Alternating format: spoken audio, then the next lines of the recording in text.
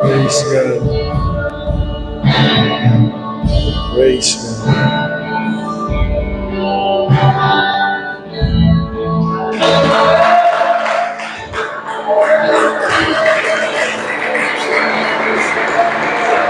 Praise the Lord. Hallelujah. Purihin ang Diyos, mga kapatid.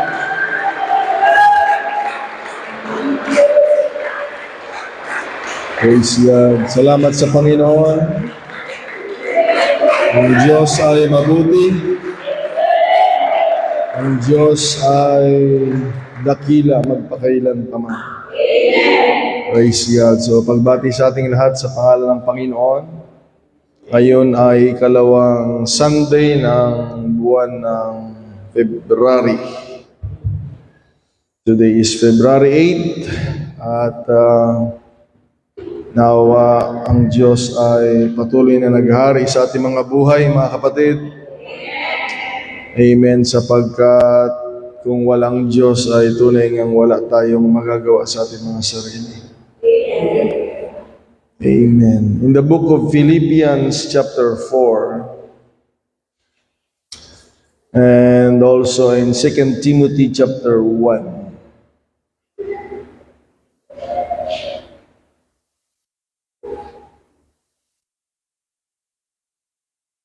Ang siyang pagmumulan ng mensahe ng Panginoon sa araw na ito. Amen. Philippians 4 verse 8 to 9. And then 2 Timothy chapter 1 verse 7. So ganito ang pagkakabasa ng salita ng Panginoon sa araw na ito. Finally, brethren, whatsoever things are true, whatsoever things are honest, whatsoever things are just, whatsoever things are pure, whatsoever things are lovely, whatsoever things are of good report, if there be any virtue, and if there be any praise, think on these things. Those things which all of you have both learned, received and heard, and seen in me, do. Amen. Lahat ng naituro sa atin, mga kapatid, at nakita nating paglilingkod ay gayahin. Okay, huwag gayahin yung hindi naglilingkod, Okay? At pag ginawa natin yan, sabi ng Biblia, and the God of peace shall be with you. 2 Timothy chapter 1 verse 7, mga kapatid, sabi dito, for God has not given us the spirit of fear, but of power and of love and of sound mind. Purihin ang Panginoong Diyos, sambahin ang kanyang dakilang pangalan. Tayong lahat ay manalangin, mga kapatid. Tinataas ka namin. Pinupuri ka namin, Panginoong Diyos, sa araw na ito. Ikaw lamang, wala nang iba, makapangyarihan sa lahat. Pagharian mo ang bawat tao, Panginoong Diyos, sa sa lugar na ito, Lord. Wala nang ibang maghahari kung hindi Ikaw. Kaya sa pamamagitan ng salita mo, Lord God, anumang salita ng kaaway, Panginoong Diyos, ay pagharian mo, Panginoon, sa pamamagitan ng pag-aaral namin ng iyong salita. Lord Jesus, we release the power of the Word of God. Hallelujah. And we release the power of the Holy Spirit. Na ang bawat isa, Panginoong Diyos, ay patuloy na mamumuhay ayon sa spiritual na pamumuhay, Panginoong Diyos. Sa tulong mo at sa biyaya mo, Lord God. Lord, ang iyong kapangyarihan, ang siyang manahan sa aming kalagitnaan. Ihayag mo ang iyong kaluwalhatian, Panginoong Diyos. Ipakita mo ang magagawa ng iyong salita at ng iyong Espiritu sa buhay ng tao. At dalangin namin, Panginoong Diyos, ang iyong mayamang pagkilos sa buhay ng bawat isa ay pagkaloob mo, Lord. Gumawa ka ayon sa iyong dakilang kalooban, Panginoon. Maluwalhati ka na. I-bless mo ang pagkakatipo na ito, Panginoong Diyos. At tulungan mo mga kapatid na hindi nakarating upang sa susunod na gawain ay makasama namin silang sumamba sa iyong dakilang pangalan. Maraming salamat sa araw na ito, Panginoon. Maluwalhati ka ngayon at magpakailan paman, Diyos na tapat at mabuti. Itong aming dalangin sa iyong makapangyarihang pangalan. In the name of the Lord Jesus Christ, we pray. Hallelujah. Palakpakan natin ang sambahin ng Panginoon. Hallelujah, Jesus!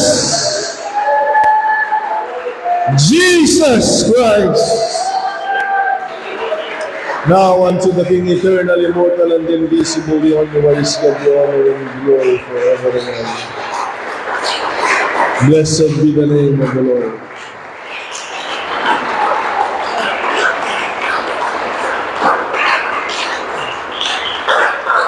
Ang pag-aaral natin ngayon, mga kapatid, ay nilagyan ko ng pamagat na Tagalog, mga kapatid. Na ito ay nagsasabing itong kailangan ng lahat. Okay? Lahat ng tao kailangan ito, mga kapatid.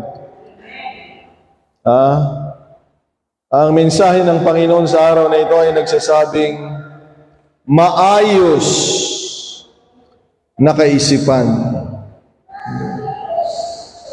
Maayos na kaisipan. Sabihin mo sa katabi mo, magkaroon ka ng maayos na kaisipan.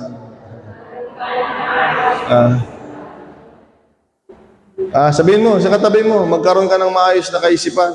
Hallelujah. Hindi natin kailangan ng magulong kaisipan dito, mga kapatid. Meron lamang isang Diyos.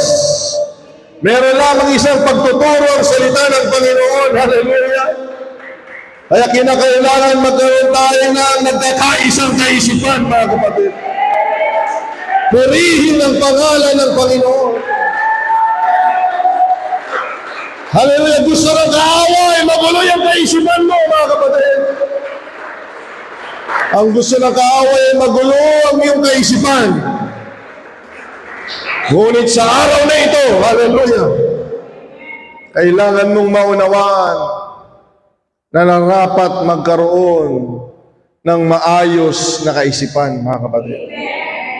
Purihin ang Panginoong Diyos. Pari kayo makaupo. God bless you, mga kapatid.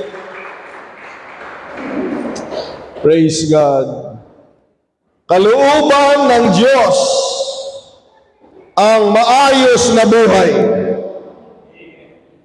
Hindi niya gusto ang buhay na magulo, mga kapatid. Hindi yan kalooban ng Diyos. Tandaan niyo yan, mga kapatid. Kaya kung ating papansinin, ang Diyos ay laging may ginagawa sa buhay ng tao. Nga lang maraming mga tao ang mahirap sumunod, makipagkaisa, at makipagtipan sa Panginoon.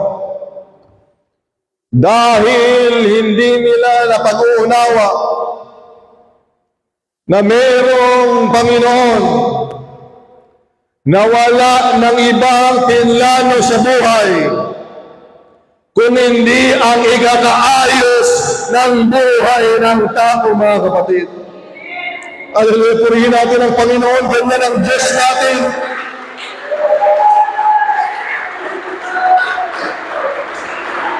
Hindi niya kalooban ang kaguluhan sa buhay. Tao ang pumili, mga kapatid. Tao ang nagdesisyon. Tao ang gumagawa. Kaya nga pinatunayan yan ng mga alagad na nung kanilang nakasama ang Panginoon, mga kapatid, nabuhay sila ayon sa purpose ng Panginoong Diyos. Sana bumabangon tayo sa araw-araw para gawin ang purpose na pinagkaloob ng Panginoon sa atin, mga kapatid. Siguraduhin natin na ang ating ginagawa sa araw-araw ay yan ang layunin kung bakit tayo nilagay ng Panginoon sa mundong ito. At nung naglingkod ang mga alagad, nakita nila na lahat ng uri ng problema ng tao ay inayos at kayang ayusin ng Panginoong Jesucristo. Dahil hindi kalooban ng Diyos ang magulong buhay, mga kapatid. Huwag kayong papadaya, mga kapatid. Kalabitin mo yung katabi mo, huwag kang papadaya. Kalabitin mo yung katabi mo, sabi mo, huwag kang papadaya. Diyos ang nakakaalam ng maayos na buhay mo. Sabihin mo sa katabi mo, mga kapatid, Diyos lamang ang nakakaalam, hallelujah, ng magandang buhay para sa tao. Huwag kayong papadaya sa mga tao, mga kapatid. Kung hindi yan galing sa Panginoon, baka ililigaw ka lang yan. Tanging Diyos lamang ang maghatid sa atin ng maayos na buhay. Purihin ang pangalan ng Panginoon.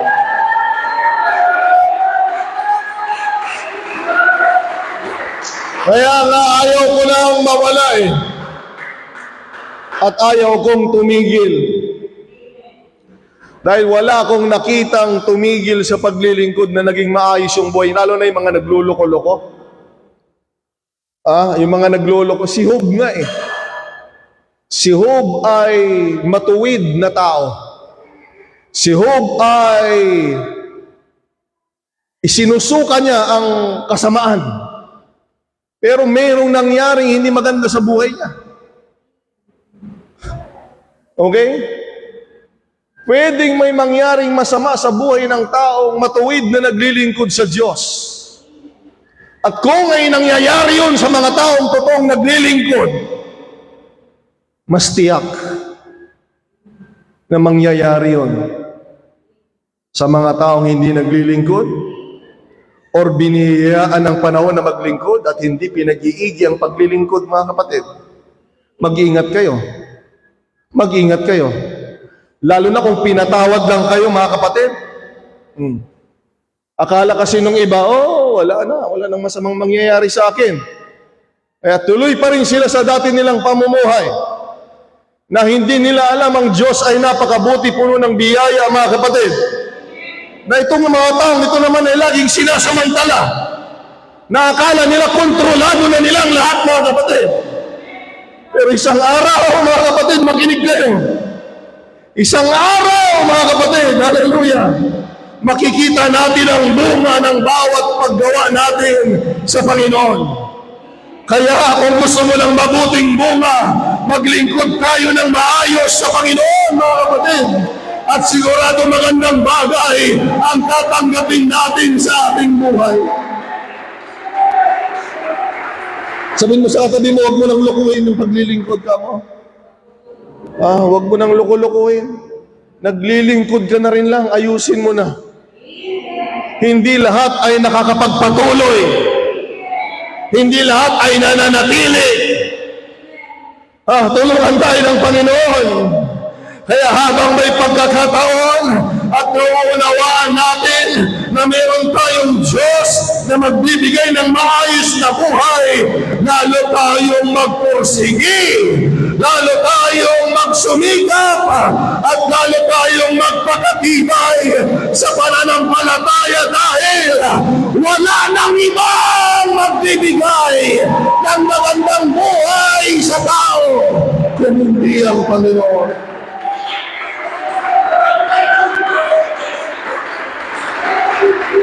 Lulukuhin kayo ng pinag-aralan, lulukuhin kayo ng trabaho, lulukuhin kayo ng tao. Ang totoo, wala sa mga yan ang magbibigay ng magandang buhay. Tanging Diyos lamang ang gagawa ng magandang buhay mo, kapatid. Ang trabaho ay nawawala, ang pamilya ay nawawala, ang pinag-aralan ay may hangganan, pero ang Diyos,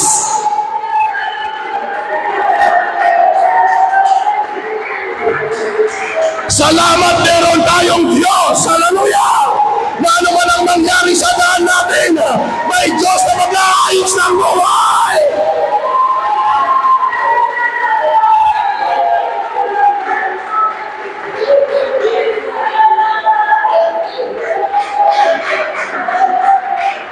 Wala nang hihigit sa ating Panginoon. Wala nang mas makapangyarihan sa ating Panginoon.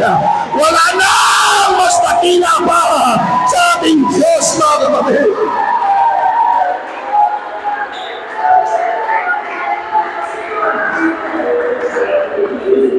Huwag kayong magpapalinlang. Hallelujah. Sabi ng 1 Peter chapter 2 verse 9 to 10. But you are a chosen generation, a royal priesthood, a holy nation, His own special people, and that you may proclaim the praises of Him who called you out of darkness into His marvelous light. Meron ba dito niyan, mga kapatid, kagaya ko, na kinuha ng Panginoon sa kadiliman at nilagay niya sa kaliwanagan, mga kapatid? Kung totoo yan, kung galing ka sa kadiliman, ayaw mo nang bumalik sa kadiliman at gusto mo nang manatili sa liwanag.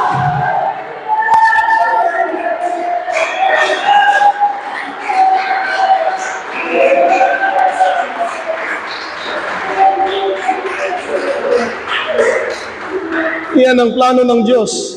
Dalhin kayo sa liwanag. Dadalhin ka ng sarili mo at ng mga tao sa kadiliman. Pero salamat sa Panginoon. Sabi ni Peter, mga kapatid, hallelujah, tayo, hallelujah, maghahayag ng kaluwalhatian at kapurihan ng Panginoon. Nung mula naggaling tayo sa kadiliman, ay nilagay tayo ng Panginoon sa liwanag, mga kapatid.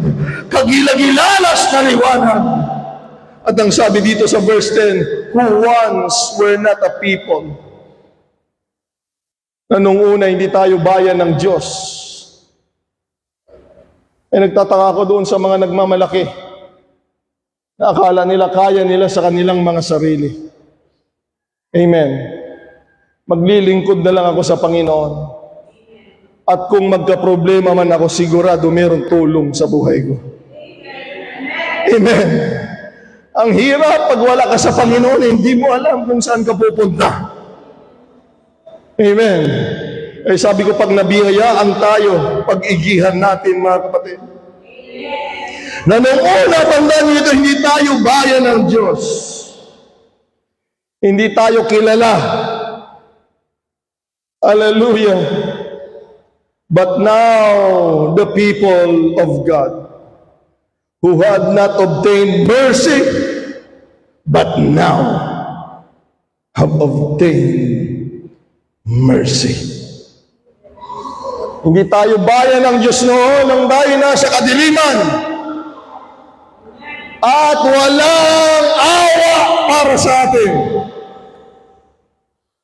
Pero sa tulong ng Panginoon, nung kinuha niya tayo sa kadiliman, alam niyo ang totoo, pag galing ka sa kadiliman, Brother Jose, nung nagapu ka di kasipngetan, han mo kahit nagsublig jayan, deje tipod no. Oh. Dahil sa Diyos lang ang liwanag, mga kapatid. At kapag nakatikim ka ng liwanag, ayaw mo nang bumalik, mga kapatid, sa madilim na kahapon at madilim na pamumuhay. Ay salamat sa Diyos. Hindi niya tayo bayan noon, wala tayong habag na natatanggap, mga kapatid. Kaya salamat sa Panginoon. Noon puro tayo dusa. Salamat sa Panginoon. Meron ng kaligtasan mula sa ating Panginoon. Noon punong-puno ng kahirapan. Salamat sa Panginoon. Hallelujah. May bendisyon sa buhay. At walang hanggan ang tulong ng Diyos.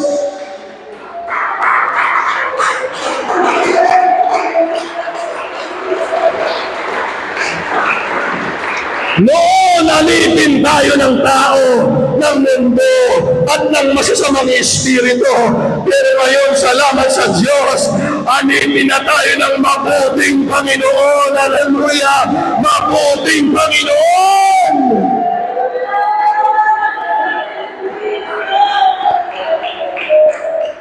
Hallelujah! Tulungan tayo ng Panginoon, mga kapatid, na mapag-unawa natin ganyan kabuti ang Diyos sa buhay natin. Ulitin ko, ang gusto ng Diyos ay magkaroon tayo ng maayos na buhay. Tuwang-tuwa kayo, mga kapatid. Tuwang-tuwa sila dun sa likod. Paano kayo bigyan ng magandang buhay? Hindi naman kayo excited, mga kapatid. Sabi ko, ang Diyos ay gustong-gusto kayong bigyan ng maayos na buhay, mga kapatid.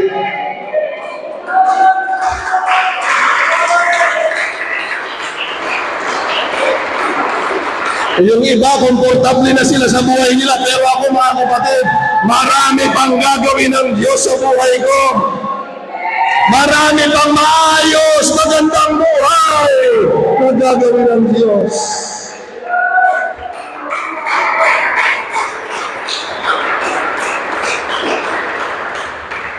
May mga tao kasi akala nila sila lang ang nakakaisip ng maganda sa buhay nila eh. Mga kapatid, paano pa kaya ang Panginoon? Sabi ng Biblia, mga kapatid, ang kamangmangan ng Diyos ay karunungan ng tao. Nakikita na kayo na matalinong tao, mga kapatid? Paano pa sabi ng Biblia? Sa kamangmangan ng Diyos, yan ay dakilang karunungan ng mga tao. Isipin yung maigi yun. Sa kamangmangan ng Diyos, sa level na magpakamangmang ang Panginoon, pag hinarap mo yun sa tao, sobrang runong pa rin. Paano pa pag ginamitan tayo ng runong ng Panginoon? Kaya kung may maisip kang maganda, sigurado ang Diyos mas maganda ang kaya niyang isipin sa buhay mo. Magtiwala ka lang sa Diyos at ibigay mo ang sarili mo para makita mo kaya niyang gagawin, mga kapatid.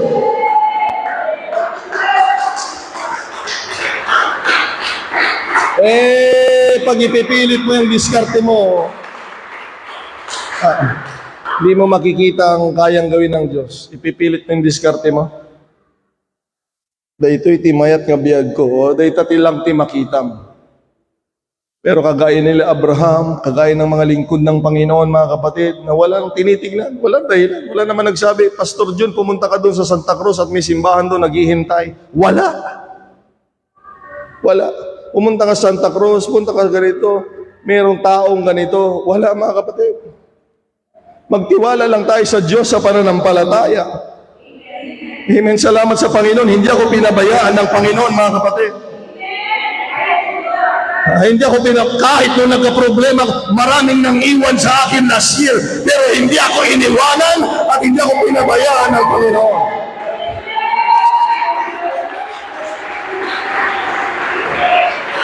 Amen. Ulitin ko, iiwanan kayo ng tao, tatraidorin kayo ng tao, tatalikuran kayo ng tao, pero ang Panginoon ay hindi ka na iiwanan.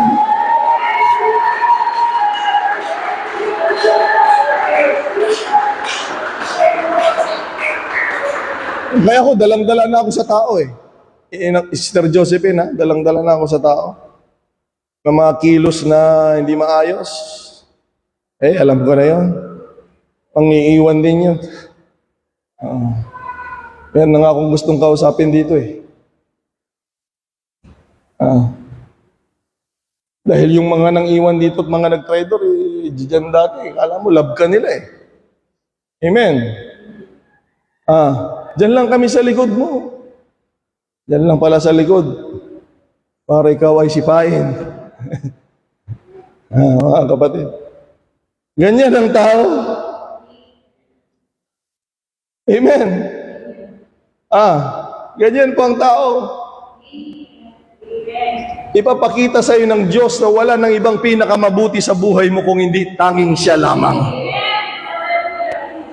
Sige, magtiwala kayo sa tao, mga kapatid. Ipapakita ng Diyos sa inyo na isang araw hindi niya kayo matutulungan yung mga yan. At luluhod kayo sa Panginoon. At magpapakumbaba. At doon nyo malalaman na mayroon talagang kamay na siya lamang ang mga katulong sa buhay natin. Yan ay walang iba kundi ang ating Panginoong Diyos. Shall we say praise the Lord? Hallelujah. Palakpakan natin ang Panginoong Diyos, mga kapatid.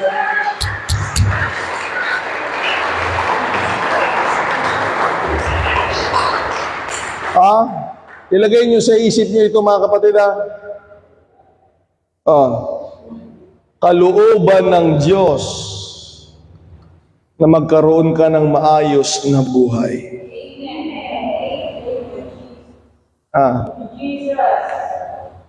Huwag kayong pupunta kung kani-kanino, huwag kayong makikinig kung kani-kanino. Siya ang gumawa sa'yo, siya ang mas nakakaalam kung anong ikakabuti mo, mga kapatid. Ngunit, pakinggan natin ito. Ang pundasyon ng lahat ay sa nagmamando sa tao. Ang pundasyon ng lahat para mapag-unawa mo kalooban ng Diyos na maayos ang buhay mo ay nandito sa kaisipan.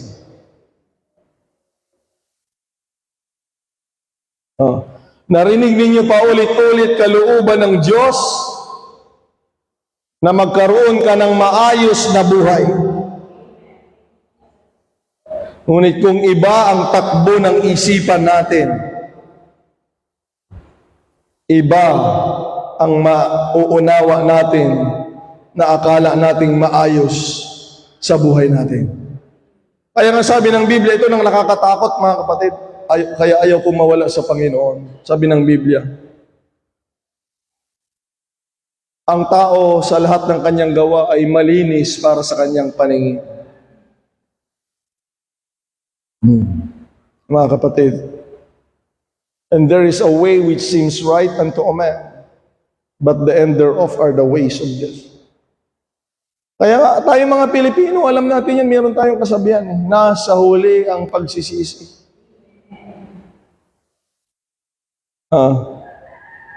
Kaya wag na tayong mag-eksperimento, mga kapatid. Amen. Kailangan lang nating tanggapin, unawain, paniwalaan at ipamuhay ang kautusan ng Panginoong Diyos sa atin. Uulitin ko, kalooban ng Diyos na magkaroon tayo ng maayos na pamumuhay. Ngunit mga kapatid, kapag hindi magbabago yung isip mo, mananatili ka pa rin sa dati mong pamumuhay. Ulitin ko, gusto ng Diyos na magkaroon ka ng maayos na buhay. Ngamnuhan mga baliwan dahi ta, lukasan mo kang agpanonot, ganyan ka pa rin mag-isip. Hindi mo mabibigyan ng daan sa buhay mo ang magandang bagay na pwedeng gawin ng Diyos sa iyo. Kaya nga ang bilin ni Pablo sa aklat ng Roma, mga kapatid, and do not be conformed to this world, but be transformed by the renewing of your mind, that you may prove what is that good and acceptable and perfect will of God. Na ang sabi ng Biblia, hindi sapat, mga kapatid, na nariyan tayo sa church, nariyan ang Panginoon. Rachelin, kung ayaw mong baguhin ang kaisipan mo at ganun ka pa rin mag-isip, hindi mo makikita ang magandang kalooban, ang magandang gagawin ng Diyos sa buhay mo. Kaya nga ang salita ng Panginoon, ang mensahe niya, ay mayroong pagtuturo na nagsasabing, kailangan magkaroon tayo ng tamang kaisipan. Hallelujah. Taas natin ating mga kamay. Tigil mo yung pagsusulat mo. Sabi mo, Lord, bigyan mo ako ng maayos na pakaisipan, Panginoon. Hallelujah. Bigyan mo ako ng maayos na kaisipan na wala nang ibang masusunod sa buhay ko kung hindi ikaw. Bigyan mo ako ng kaisipan, Panginoon. Hallelujah. Na ikaw, O Diyos, ay may kakayahan na ayusin ang aking buhay. In the name of the Lord Jesus. Hallelujah. Kita mo para malaman mo ang mabuting inanda ng Panginoon na kalooban niya, kailangan mo daw baguhin yung isip mo.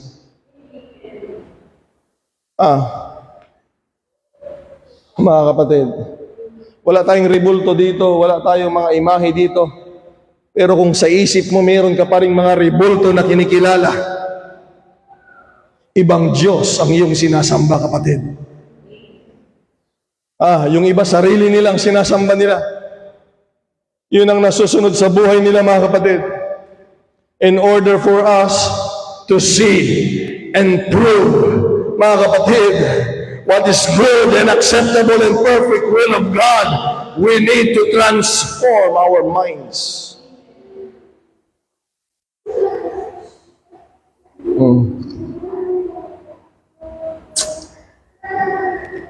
Bakit ganyan pa rin ang tao?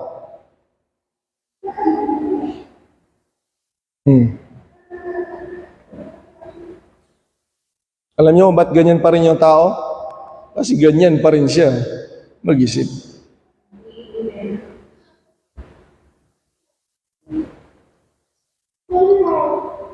Paano magbabago yan ng kilos? Paano yung magbabago ng pananalita? Kung ganun pa rin mag-isip. Ganun pa rin. Amen. Pero pag nabago na yung isip niyan, iba nang sinasabi niyan, mga kapatid. Amen.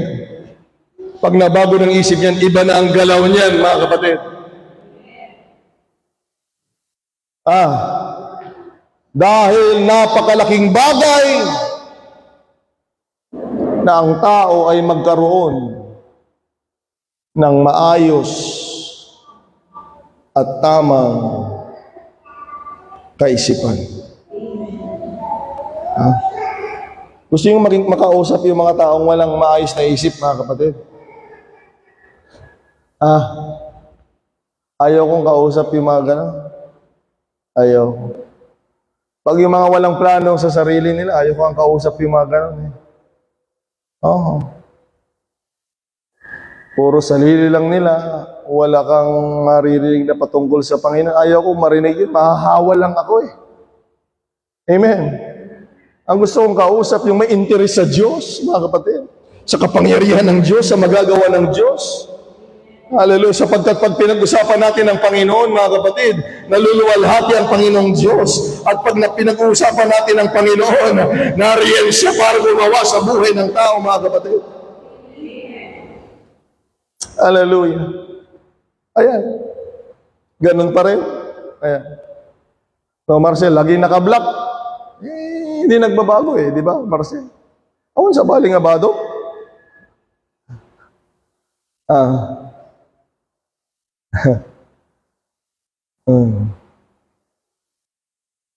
Akala nyo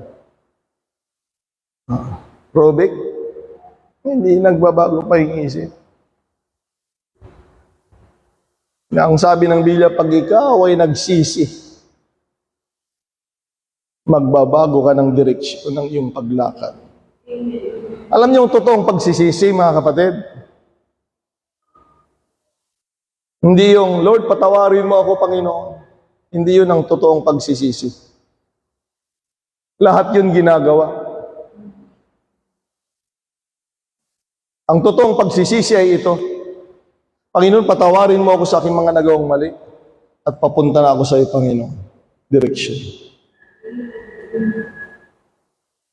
Dahil kahit nagsisisi ka kung hindi ka rin papalapit sa Panginoon, mauulit at mauulit mo rin yan, mga kapatid. Pero ikaw ay magsisi at talikuran ng iyong kasalanan at pupunta ka sa Panginoon, tinitiyak ko sa iyo, magkakaroon ka ng maayos na pamumuhay, mga kapatid. Alam niyo kung bakit ko ito tinuturo? Karamihan sa mga nawala, nagsisimba dito. Agchiching-chung-chang da pa yun, kasta-kasta da pa. Ewan ko kung saan nila nakita yun eh. Hindi naman ako naggaganon. Ewan ko kung saan nyo nakita yun. Hindi naman ako naggaganon.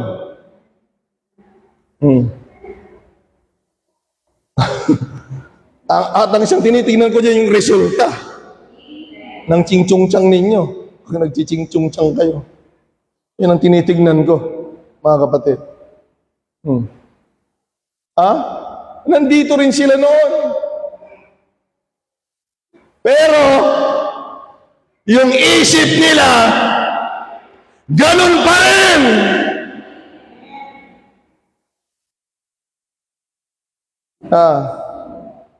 Gusto nyo ng bersikulo dyan, mga kapatid? Kawawa yung mga tao na inalis na sila ng Panginoon sa maling lugar. Inalis na sila sa Egypt, ang bayan ng Israel. Naglalakad na sila sa wilderness.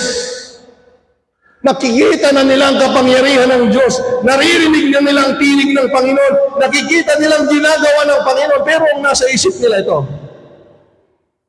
Egyptian pa rin. Kaya, ayan, gusto kayong tulungan ng Panginoon, Brother Rolly, Brother Joseph. Walang magandang buhay. Kahit na meron kang Moses, meron kang Panginoon, kung yung isip mo ganun pa rin sa dati, hindi ka matulungan ng Diyos. Ipilit yun, day takas nga kapanunutan nyo, han na kayo nga matulungan ni Apo. Bandang huli, tingnan ninyo, bandang huli. Papasok na sila sa lupang pangako. Anong nangyari? Sabi nila, babalik na lang kami sa Egypt. Nakakaawa yung mga ganyang mga tao. Tumatawag na sa Panginoon, nandito na sa gawain, pero yung isipan nila ganun pa rin, mga kapatid. Na dapat ang tama, kung inalis na tayo ng Panginoon sa mga nakaraan, Hallelujah. Ibig sabihin, hindi ka matutulungan niyan, mga kapatid. Dahil kung magandang buhay ang magagawa niyang nakaraan natin, dapat ay hindi na tayo inalis ng Panginoon doon. Ang totoo, kaya niya tayo inalis doon dahil alam niyang walang magandang buhay sa nakaraan. At ang magandang buhay lamang ay nandito sa ating Panginoon.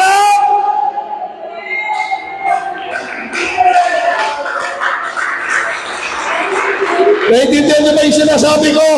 Hindi mo pa nakita yung magandang buhay na inanda ng Panginoon.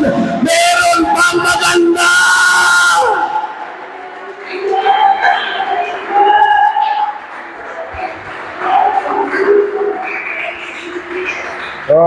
Ayaw nilang ganun pa rin sila mag-isip. Ayan. Balik tayo doon. Nagalit si Lord. Moses, sabihan mo sila. Wala na sila yung pag-asa. Nung nakita nila yung galit ng Diyos, kanwari naman, nagsisi sila. Nung nakita nila yung galit ng Diyos, sabi, hindi na, pupunta na pala kami. Sabi ni Lord, Moses, sabihin mo sa kanila, wag na silang tumuloy. Mamamatay lang sila. Tingnan mo kung gaano katigas ang ulo ng mga tao. Nagpumilit, natay. Pinatay sila lahat doon. Ang dali lang, mga kapatid. Sumunod tayo sa Panginoon. Gusto mo ng proteksyon? Sumunod tayo sa Panginoon. Gusto mo ng magandang direksyon? Sumunod tayo sa Panginoon. Gusto mo ng magandang buhay? Wala nang iba.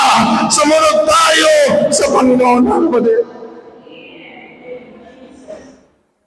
Pero makakasunod tayo ng maayos kapag nabago ng ating kaisipan, mga kapatid. Hindi ka makalingkod sa Panginoon pag ganun ka pa rin mag-isip. Tapos umaasa tayo, tutulungan tayo ng Diyos. Umaasa tayo, gagaw ang Diyos sa buhay natin, pero yung isip natin, nakikita niya, ganun pa rin.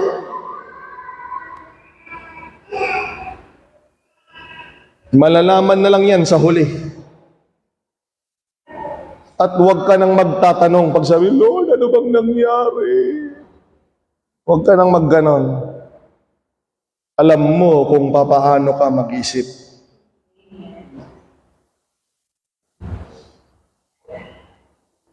Hallelujah. Hindi tayo pumupunta sa Diyos na magipag-fellowship. We don't go to God in fellowship to feel better, mga kapatid. Yung iba, gusto lang nila, upo. Noon, nung ganun nung Katoliko pa tayo ganyan para lang maganda yung pakiramdam, nagsimba. Di ba? Uupo. To feel better. Pag-uwi mo, ganun ka pa rin mag-isip. Inom dito, wala dito, bisyo dito, mura dito. Ganun pa rin. Kasi ang hinahanap ng mga tao, pakiramdam lang. Na ang tama, mga kapatid, ay hindi yan. Dapat nakikipag-fellowship tayo sa Panginoon. Not just to feel better, but to think better.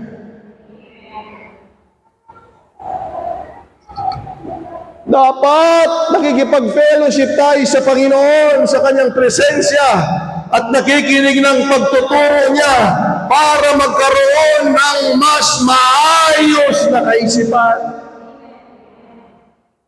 Dapat yan ang goal natin, mga kapatid, tuwing dadulo tayo sa gawain. Gawain ng nanay, gawain ng tatay, gawain ng youth, may mga pagtuturo, may pangangaral. Tuwing Sunday may pangangaral, mga kapatid, dapat ang goal natin is not just to feel better, but to think better, mga kapatid. Amen! Dapat habang tumatagal na naririnig natin ang pagtuturo ng salita ng Panginoon, ang kaisipan natin ay paayos ng paayos, maganda ng maganda.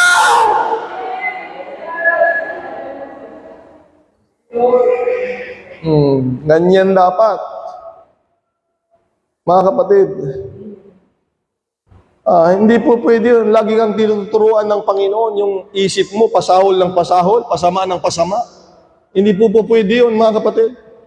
Dapat pag lagi kang natuturuan ng Panginoon, ang kaisipan mo ay paayos ng paayos. Hallelujah. It's going better and better and better and better, mga kapatid. Hallelujah.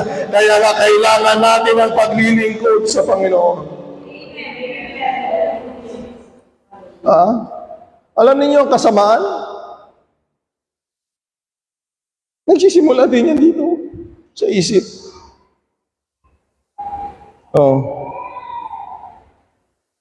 Marami yan. Dito pa lang. Kaya hindi mapuspos yung iba ng Holy Ghost.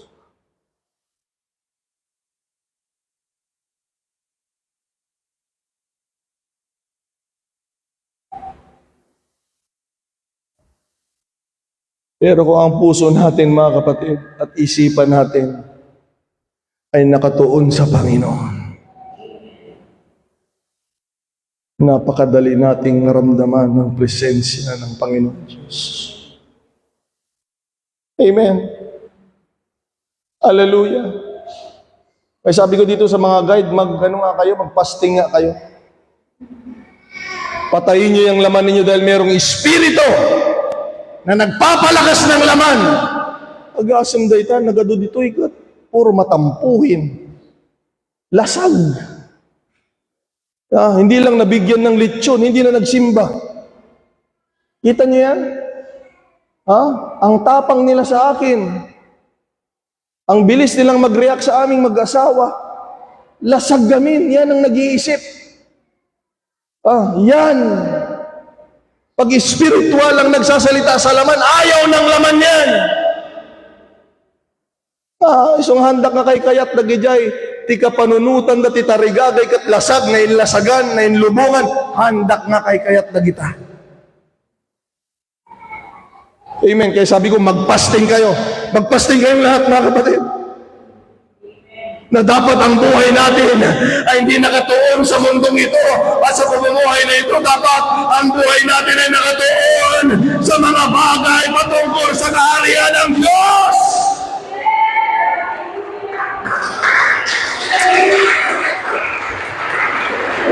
Anong sabi ng Panginoon? Yung mga hintil, ang kaisipan nila yan sa araw-araw, trabaho, pera, damit, pagkain. Kaya kapag tinuro, maglingkod ka sa Panginoon, ayaw mo. Kasi yung gusto mong marinig, pagkakitaan, pera, magandang damit, magandang buhay. Magpapagod kayo, pero wala. Pagdating sa spiritual na bagay, walang gana, walang excitement, mga kapatid, wala namang pera eh. Pero kahit malayo, kahit maghihirap, kahit delikado ang buhay, basta merong kalakip na pera, mga kapatid, yan ang kaisipan ng laman.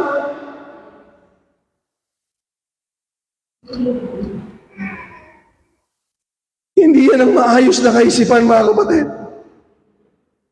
Ang maayos na kaisipan ay laging nakatuon sa ating Panginoon, mga kapatid.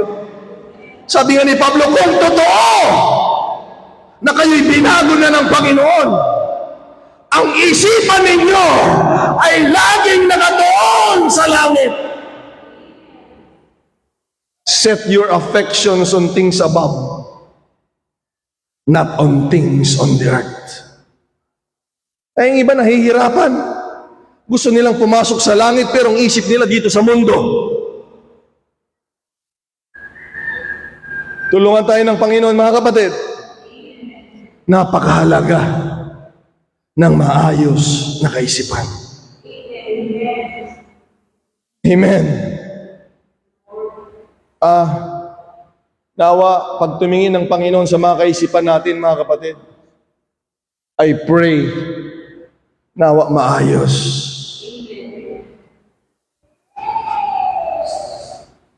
Hallelujah.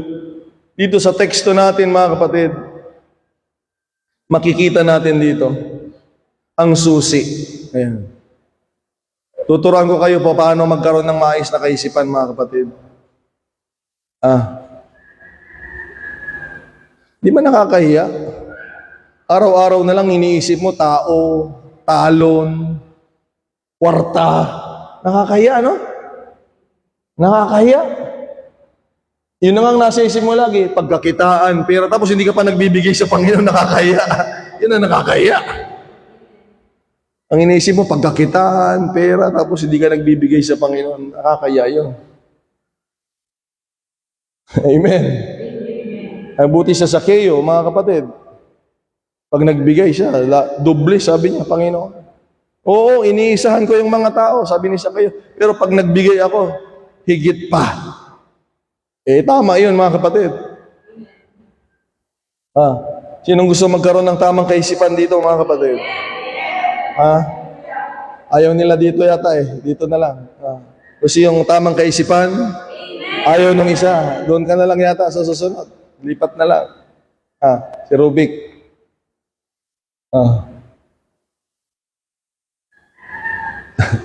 Sabi ni Inang Diyos, totoo ba yung sinasabi ni Pastor? Seryoso siya. Tamang kaisipan ang kailangan natin. Amen.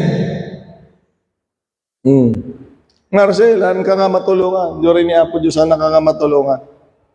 Kasta ti panunot mo, an ka matulungan. Baga ko. Hindi tayo nagbubuluhan dito, mga kapatid. Na pag-uupo kayo dyan, lahat ng kapangyarihan ng Diyos ay pwede mong mahingi. Kung ganon ka pa rin mag-isip.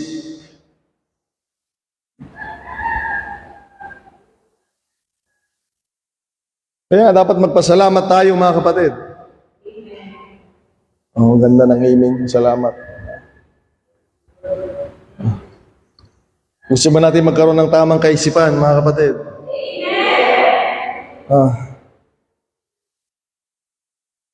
Ang sabi ng Biblia, pati paano kung ano ang iisipin, tinuturo na ng Biblia. Hindi porket kung anong may sumagi sa isip natin, yun na yung isipin natin. Amen. Ang playground ng demonyo, yung isip mo.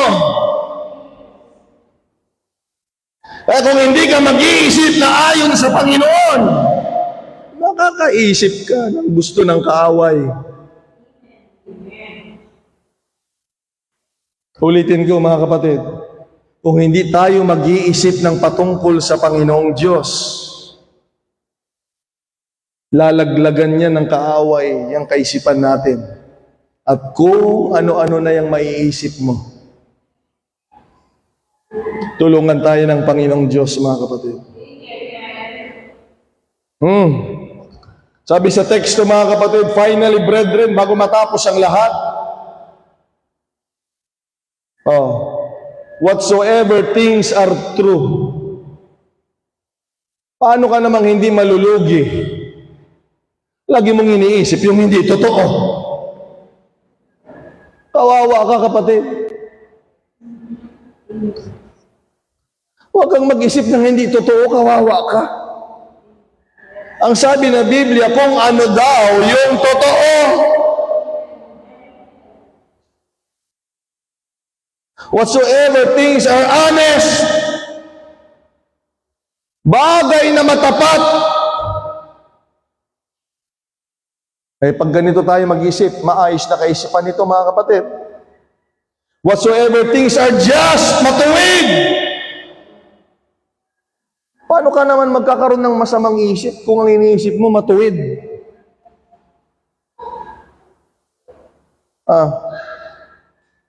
Hindi ko alam basta naisip ko yan, hindi ko alam. Masama ka mag-isip?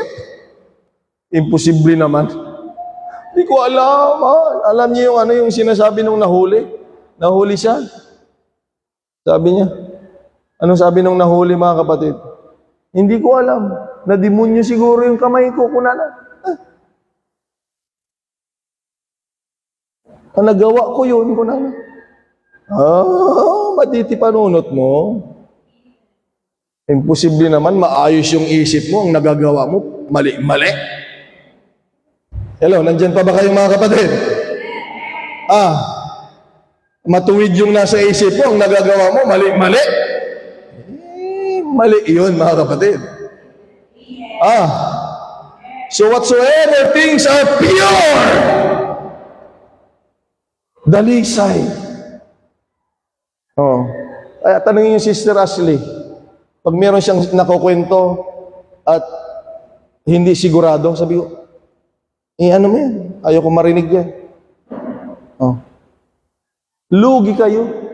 Uy, alam mo, si ano, ganun, nakita mo, sigurado ka? Hindi, pero naniwala ka na kaagad. Ako, pag may narinig ako, nakita mo, ano mo yan, ayoko marinig yan. Amen. Kawawa ka kung lahat na lang ng napakinggan mo, papasukin mo sa isip mo. Niluluko ka na pala, nililigaw ka na pala. Hindi mo pa alam. Amen. Tanongin nyo, pag hindi sigurado, nakita ba niya? Yung bang nagsasabi siyang nakakita ka ako? Pag sinabi niya, hindi, ibasura mo yan. Ayaw kong makarinig ng gano'n. Oh. Ang swerte naman nung iniisip-isip mo, mali-mali, mga kapatid. Ayaw ko. Katrina, kung meron akong gustong iisipin, maayos. Shall we say, praise the Lord?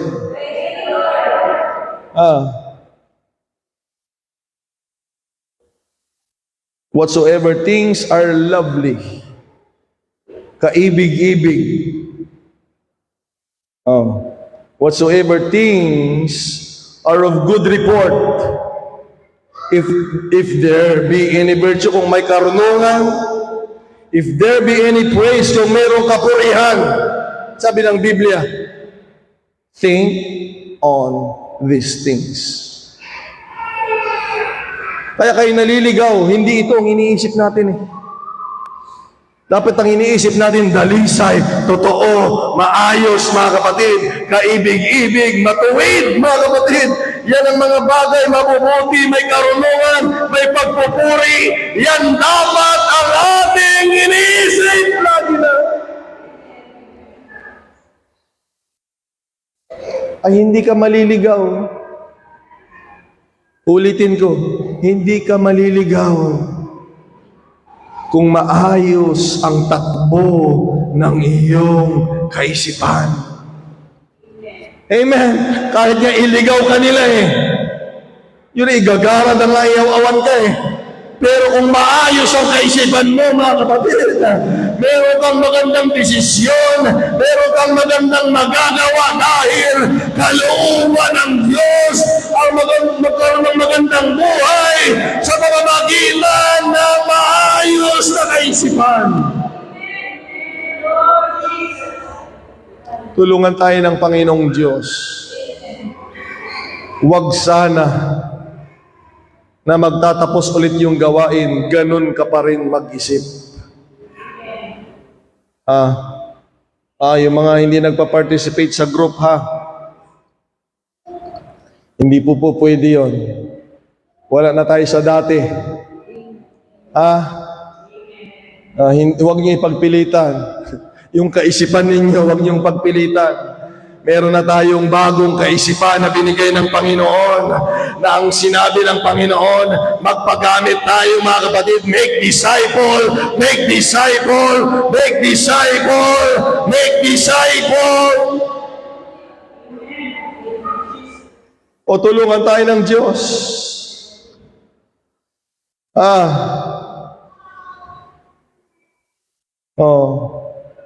At ang huli, mga kapatid,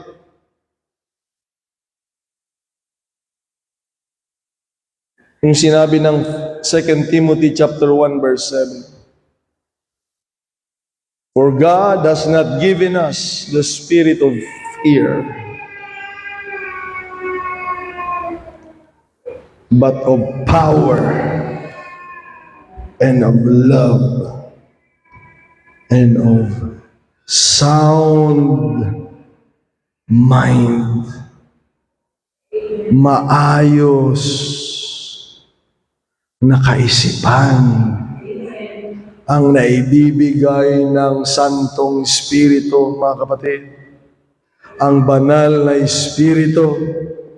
Kaya nga kinakailangan punong-puno tayo ng salita ng Diyos At kinakailangan punong-puno din tayo, mga kapatid, ng banal na Espiritu sa ating mga buhay. Tumayo tayong lahat, mga kapatid. Amen. Hallelujah. In the name of the Lord Jesus. Gusto mo ng maayos na kaisipan? Iukit mo ang salita ng Diyos sa iyong buhay. Gusto mo ng maayos na kaisipan? Hallelujah. Nasain mo muli, hallelujah, ang Espiritu ng ating Panginoon, hallelujah, in the name of Jesus. In the name of the Lord, hallelujah. Taas natin ang ating mga kamay sa Panginoong Diyos. Hallelujah, hallelujah, in the name of the Lord Jesus.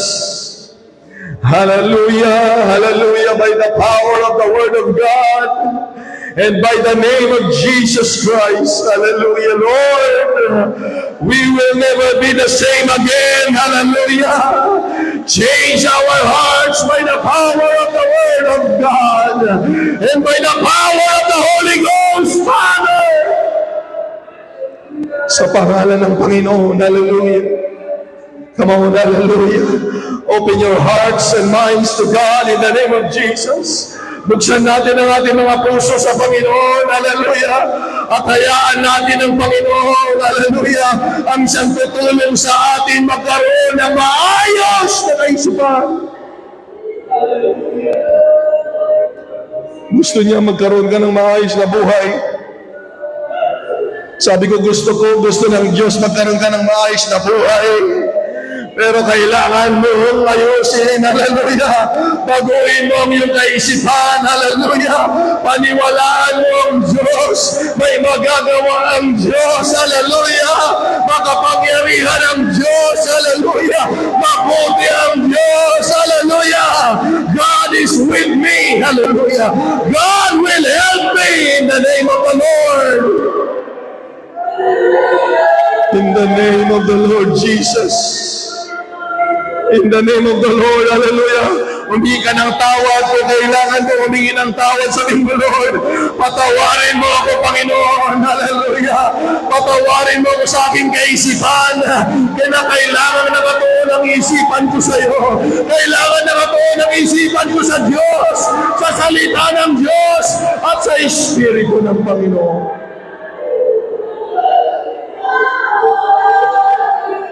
Oh, hallelujah. Hallelujah. Oh, Jesus. Gayahin natin si David. Hallelujah. Hallelujah. Sabi niya, Lord, create in me a clean heart and renew a right spirit within me, Lord. Hallelujah. Lord, I want to be like David. Oh, Jesus. Blessed be the name of the Lord. Blessed be the name of the Lord. Hallelujah. Glorify the name of Jesus. We give you glory.